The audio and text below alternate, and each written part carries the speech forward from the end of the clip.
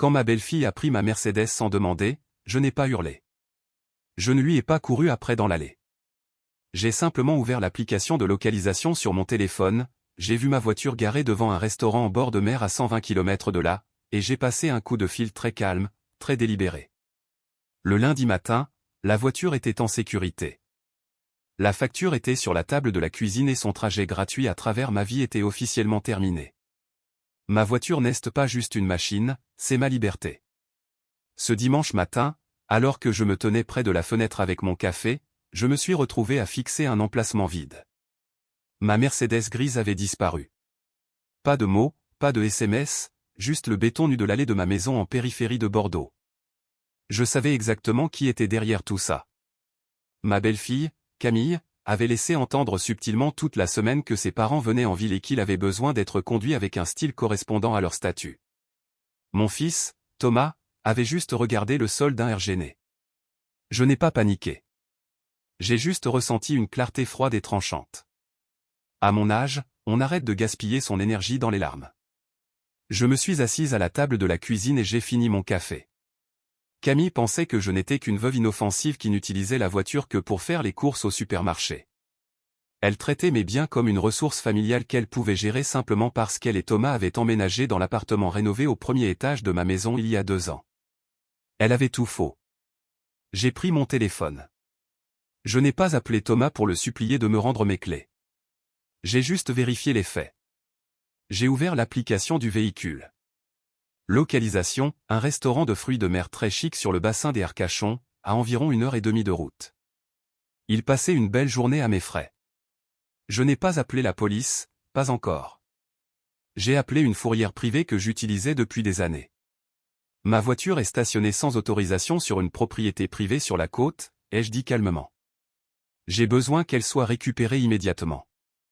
Ne l'amenez pas ici. Emmenez-la au garage de mon ami de l'autre côté de la ville. L'ordre a été donné. Pendant que Camille sirotait probablement du Sancerre, le sol se dérobait déjà sous ses pieds.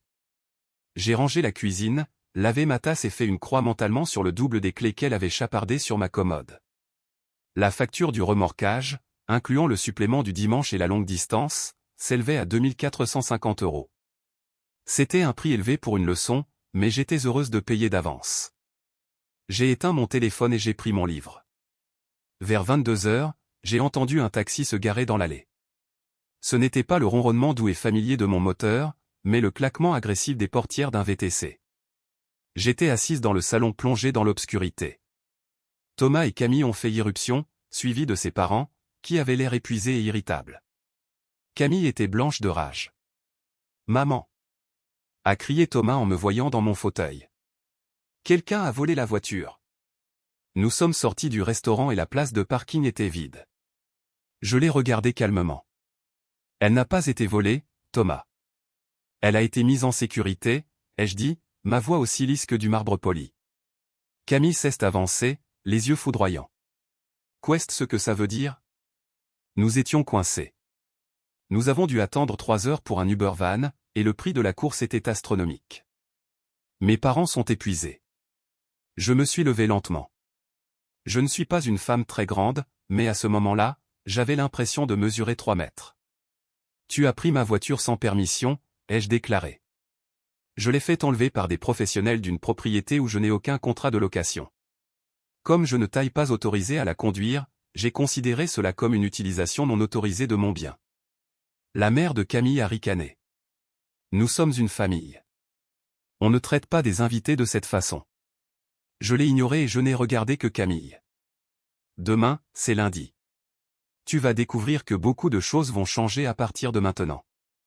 Je vais me coucher. Camille a essayé de me suivre, mais Thomas l'a retenu par le bras. Il connaissait ce ton de voix. Il savait que la douce mère qui préparait des gâteaux le dimanche venait de quitter les lieux. J'ai verrouillé la porte de ma chambre, un son qui aurait dû être un avertissement. Cette nuit-là, je les ai entendus chuchoter et se disputer à l'étage. Ils ne réalisaient toujours pas qu'il ne s'agissait pas d'une voiture. Il s'agissait des fondations de leur vie confortable dans ma maison. La première facture les attendrait sur la table de la cuisine le matin. Lundi matin, 7h. J'étais réveillé depuis 1 heure. 3 documents étaient disposés sur la table, le reçu de la fourrière de 2450 €, une révocation notariée de la procuration pour le compte joint que j'avais ouvert pour les dépenses de la maison, et une liste de nouvelles règles.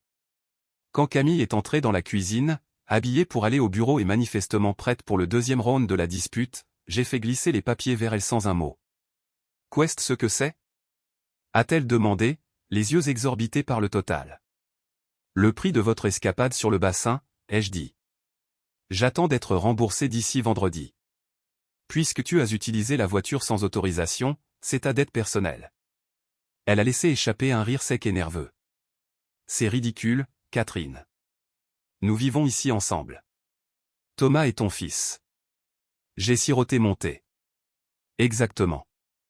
C'est pourquoi il n'a pas payé un centime de loyer jusqu'à présent, mais cela se termine aujourd'hui. J'ai calmement expliqué que j'avais révoqué les prélèvements automatiques pour leur part des factures. Dorénavant, ils devraient ouvrir leur propre compte pour Internet, les ordures ménagères et l'électricité. Les compteurs pour l'appartement du haut avaient déjà été séparés, une précaution que j'avais en fait demandé à un entrepreneur de prendre il y a des mois, quand Camille a commencé à traiter mon cellier comme son épicerie personnelle. « Tu ne peux pas juste nous couper le courant » a-t-elle crié. « Je ne le fais pas » ai-je répondu. « Je ne paie juste plus pour le vôtre. » Thomas a trébuché dans la cuisine, ressemblant à un petit garçon pris entre deux feux. Je l'ai regardé sans aucune pitié. Il avait permis à sa femme de voler mes clés. Il était resté silencieux. « Où est la clé que tu as prise » ai-je demandé. Camille l'a jetée sur la table. « Très bien. Garde ta stupide voiture. Nous achèterons la nôtre. » J'ai ramassé la clé. Bonne idée. Dans ce cas, vous n'aurez plus besoin de la place sous mon abri de voiture. J'y ai mis des jardinières hier. C'est un espace jardin maintenant. Camille m'a dévisagé comme si je l'avais giflé. Le confort de se garer juste devant la porte était terminé. Un silence empoisonné a rempli la maison les jours suivants. Camille a essayé la technique du silence, passant devant moi comme si j'étais invisible. Thomas, cependant, avait l'air tourmenté. Il a essayé de me coincer pendant que j'étendais le linge dans le jardin. « Maman, es-tu vraiment obligée d'être aussi dure ?» Camille est à bout de nerfs. Cet argent pour la fourrière devait servir pour nos vacances. J'ai lissé un drap blanc sur le fil. « Thomas, si vous m'aviez demandé, j'aurais peut-être dit non, mais nous en aurions discuté. Au lieu de ça, vous avez volé. Et on ne rachète pas la confiance volée avec l'argent des vacances. » Je l'ai regardé droit dans les yeux. « Tu as 32 ans. Si tu laisses ta femme voler ta mère, c'est que tes priorités ne sont pas au bon endroit. » J'avais déjà franchi l'étape suivante. La maison m'appartenait en propre. Mon défunt mari sain était assuré. L'étage était un logement indépendant, mais la buanderie et la cave étaient des espaces communs. Ou plutôt, ils l'avaient été. Le mercredi, j'ai changé la serrure de la buanderie. Ma machine, mon électricité, mon eau. Quand Camille s'est retrouvée devant la porte verrouillée ce soir-là avec un panier de linge sale, elle a foncé dans le salon. Elle ne criait plus. Elle était dans la phase de négociation passive-agressive. « Je suis censé aller à la laverie automatique maintenant ?» C'est du harcèlement. Je n'ai pas levé les yeux de mon livre. Ton bail, que tu signeras demain au fait si tu veux rester, n'inclut pas l'utilisation de mon électroménager. Je t'ai proposé de t'autoriser à installer ta propre machine dans la cave, à tes frais pour le plombier. Elle a fixé la liste des conditions du bail. C'était le prix du marché pour notre quartier, pas un centime de plus, mais certainement pas un cadeau. Nous sommes ta famille, a-t-elle craché. Non, ai-je dit doucement. Thomas est mon fils. Tu es une femme qui a confondu ma générosité avec de la faiblesse. Je ne fais que corriger cette erreur. Ça commençait enfin à rentrer dans sa tête. La pauvre vieille veuve s'était volatilisée. Avant le week-end, Camille a changé de stratégie. Elle savait que mes petits-enfants, Léo, 6 ans, et la petite Juliette, étaient mon point faible. D'habitude, il passait le samedi après-midi avec moi pendant que Camille et Thomas allaient à la salle de sport ou faisaient des courses. C'était une routine à laquelle je tenais beaucoup, mais ce samedi, la porte de l'étage est restée fermée. Je pouvais entendre le crépitement des petits pas au-dessus de moi. Une part de moi voulait monter, mais je savais que c'était un piège. Camille voulait que je m'excuse juste pour avoir le privilège de voir les enfants. Elle s'en servait comme boucliers humains dans sa petite guerre mesquine. J'ai tenu bon. À la place, j'ai mis ma veste de jardinage et je suis sorti tailler les rosiers. Vers 15 heures, la porte d'entrée s'est ouverte. Camille a conduit les enfants vers la voiture, leur nouvelle petite voiture d'occasion bon marché qu'il avait financée à la hâte. Léo a crié « Mamie, tu ne viens pas ?» Camille l'a tiré fermement par le bras. « Mamie n'a pas le temps pour nous aujourd'hui, chérie. Elle a des choses plus importantes à faire. » Elle m'a lancé un regard triomphant, pensant avoir trouvé l'arme qui me briserait.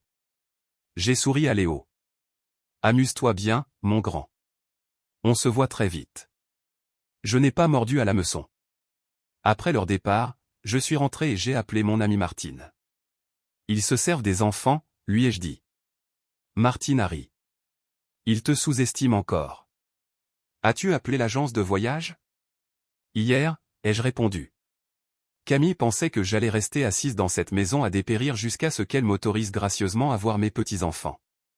Elle oubliait que c'était moi qui payais les baby-sittés, les vêtements des enfants et la plupart des courses de la semaine. S'ils voulaient de l'autonomie, ils allaient en avoir. À pleine dose.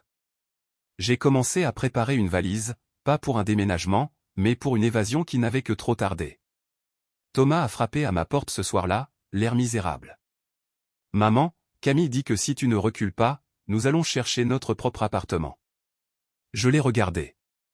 Thomas, ce serait probablement la meilleure chose pour votre mariage. Quand comptez-vous déménager? Il ne s'attendait pas à cette réponse. Thomas se tenait dans l'embrasure de la porte, cherchant ses mots. Il s'attendait à ce que je les supplie de rester, que je baisse le loyer et que j'ouvre la buanderie juste pour garder la famille unie. Tu veux qu'on parte? A-t-il balbutié.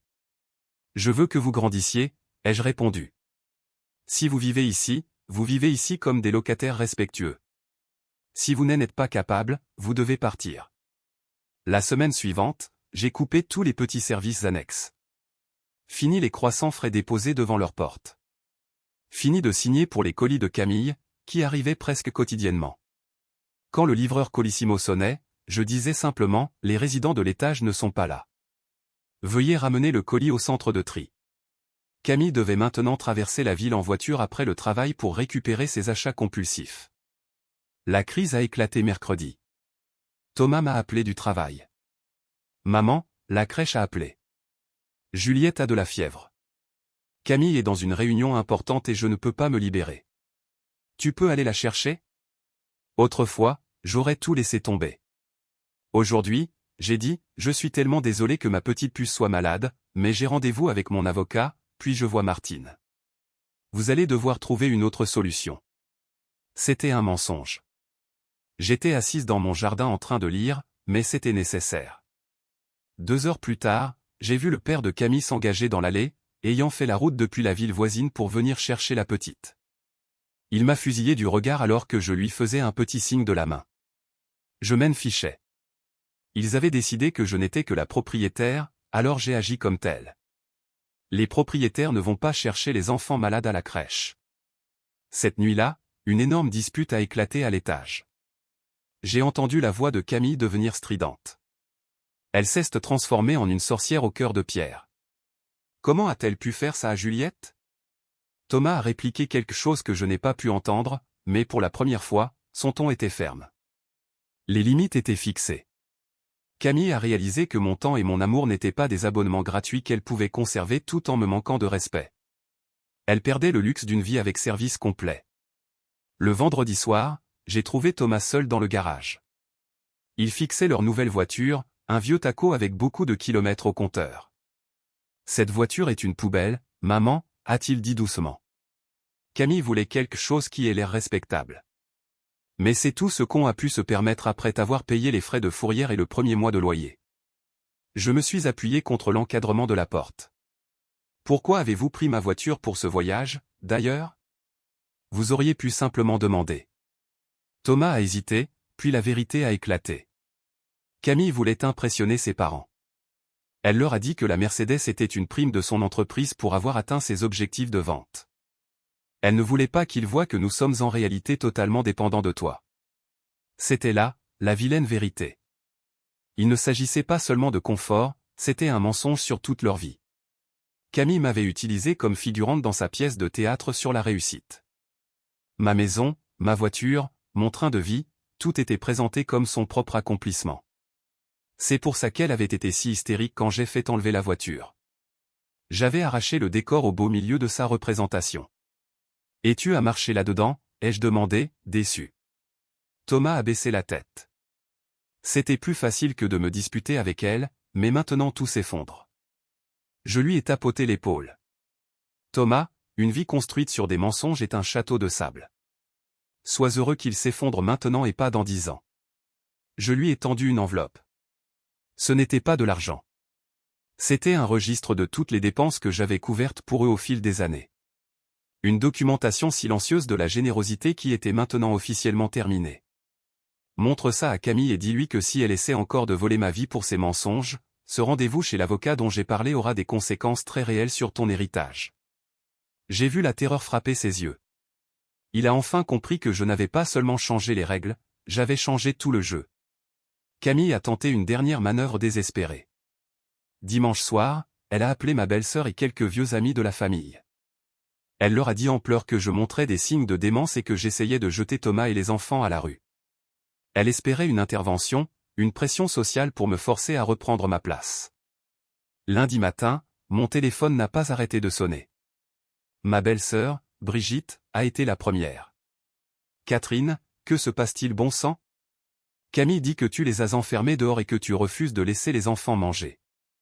J'ai laissé échapper un petit rire sec. Viens à la maison, Brigitte. Nous prendrons un café et tu pourras voir les prisonniers par toi-même. Ils viennent juste de partir avec leur nouvelle voiture pour aller au centre commercial. Quand Brigitte est arrivée, je ne lui ai pas montré les larmes d'une femme brisée. Je lui ai montré les factures. Je lui ai montré la photo de l'abri de voiture vide, la facture de la fourrière, et les emails de Camille exigeant que je modifie mon testament en leur faveur pour qu'il ait une sécurité. Le plan de ma belle-fille s'est retourné contre elle de façon spectaculaire. En moins de 24 heures, tout le cercle familial connaissait la vérité. La vérité est comme un couteau bien aiguisé. Elle tranche le drame inutile. Camille a été socialement isolée. Plus personne ne voulait entendre ses histoires. Thomas avait tellement honte qu'il n'est presque pas sorti de la maison pendant des jours. Il commençait à voir que Camille n'était pas la femme forte qu'il pensait, mais une personne peu sûre d'elle vivant avec des plumes d'emprunt. Ce soir-là, on a frappé doucement à la porte de mon salon. Ce n'était pas Camille. C'était Thomas. Il tenait un reçu bancaire. J'ai viré l'argent pour la fourrière, maman, depuis mes économies personnelles. Camille n'est pas au courant. J'ai hoché la tête. C'est un début, Thomas, mais un tout petit début. Je savais que la rupture finale approchait. Soit Thomas trouverait son courage, soit il coulerait avec elle. J'avais préparé ma valise pour mon voyage à La Réunion. Le mercredi, je disparaissais pour un mois. Le matin de mon départ était lumineux et dégagé. La voiture pour l'aéroport m'attendait. J'avais informé Thomas et Camille la veille au soir que je serais absente pendant 4 semaines. Qui va s'occuper du jardin ? Avait demandé Camille, toujours avec ce ton exigeant dans la voix. Personne, ai-je répondu. Ou vous deux, si vous voulez que les plantes que vous regardez depuis votre balcon restent en vie. J'ai tendu un trousseau de clés à Thomas, pas pour ma voiture, juste pour la maison en cas d'urgence. J'ai engagé une société de sécurité pour vérifier les lieux régulièrement, ai-je ajouté. Un petit rappel que je ne leur faisais toujours pas confiance. Le visage de Camille était un masque de fureur et d'impuissance. C'était elle qui était coincée ici maintenant, pendant que je partais voir le monde. Alors que l'avion décollait, j'ai senti un poids immense s'envoler de mes épaules. Pendant des années, j'avais essayé d'être la mère et la belle-mère parfaite. J'avais laissé les limites s'estomper au nom de la paix. Le résultat avait été un manque total de respect et, finalement, un vol. Ce n'est que lorsque j'ai tracé une ligne dure et indéniable que j'ai retrouvé la paix. À La Réunion, je n'allumais mon téléphone qu'une fois par jour. Les messages de Thomas ont changé. Au début, ils étaient pleins de plaintes concernant Camille. Puis ils sont devenus plus courts, plus réfléchis. Après 2 semaines, il m'a écrit, Camille est partie vivre chez ses parents. Juste pour un moment, dit-elle. C'est très calme à la maison. Tu manques à Juliette. Je n'ai pas ressenti de triomphe, juste une confirmation silencieuse. La vie que Camille avait construite ne pouvait pas résister à la pression de la réalité. Sans mon soutien financier et mes services, sa vie chez moi n'était pas le conte de fées brillant qu'elle avait vendu à ses parents. Elle devait montrer qui elle était vraiment sans ma Mercedes en arrière-plan. J'ai bu un verre de vin sur mon balcon surplombant l'océan. Je n'étais pas l'héroïne d'un drame. J'étais juste une femme qui avait redécouvert sa propre valeur, et cette valeur n'était pas négociable. Quand je suis rentré 4 semaines plus tard, la maison me semblait différente. Elle était plus propre, mais aussi plus vide. Thomas est venu me chercher à l'aéroport. Il conduisait sa vieille voiture d'occasion et il avait l'air plus vieux, mais son regard était plus assuré. Camille demande le divorce, a-t-il dit en chargeant ma valise. Elle dit qu'elle ne peut pas vivre dans une famille qui ne se serre pas les coudes. J'ai regardé le paysage défiler par la fenêtre. Se serrer les coudes ne veut pas dire s'exploiter mutuellement, Thomas. Il a hoché la tête en silence. Je le sais maintenant. J'ai commencé à repeindre l'appartement à l'étage. Une fois qu'elle aura officiellement déménagé ses affaires, je veux que nous signions un vrai bail. Un bail qui soit juste pour nous deux. Quand nous sommes arrivés à la maison, ma Mercedes était de retour à sa place, propre et rutilante. Je et Y avait conduit directement depuis le garage de mon ami. Alors que j'entrais dans la maison, Juliette est venue en courant à ma rencontre. Je l'ai serrée dans mes bras et j'ai réalisé que mon lien avec mes petits-enfants n'avait pas été détruit par les petits jeux de Camille. Les enfants savent qui les aime vraiment. Camille est passée 2 jours plus tard pour récupérer le reste de ses affaires. Nous n'avons pas échangé un seul mot. Il n'y avait plus rien à dire. Elle avait essayé de faire passer mon autonomie pour une insulte et s'était heurtée à la réalité. Alors qu'elle descendait l'allée, cette fois dans une petite voiture de location, je n'ai pas ressenti de colère, juste du soulagement. Thomas et moi nous sommes assis sur la terrasse ce soir-là. Nous n'avons pas parlé d'argent ou de voiture. Nous avons parlé d'avenir. J'avais tracé des limites claires et, à l'intérieur de ces limites, il y avait enfin de la place pour une véritable proximité, et non pour une dépendance achetée et payée. La banque de maman était définitivement fermée, mais la maison de Catherine était enfin un havre de paix. Je ne suis pas la belle-mère maléfique des comptes. Je suis la femme qui a envoyé une facture un lundi matin et qui a racheté sa vie. Et alors que le soleil se couchait derrière les arbres, je savais une chose avec certitude. La place au volant de ma vie m'appartient à moi, et à moi seul.